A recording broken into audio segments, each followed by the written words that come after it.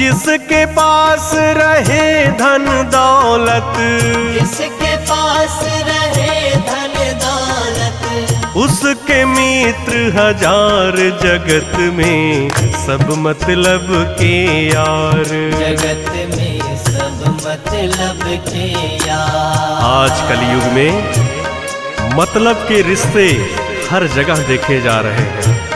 जब तक आपके पास पैसा है, धन है, दौलत है, शोहरत है, तब तक सब आपके मित्र हैं। और जिस दिन ये सब कुछ खत्म हो जाता है, उस दिन कोई भी नहीं पूछता है। कोई किसी का नहीं जगत में, ये वेदों का सार।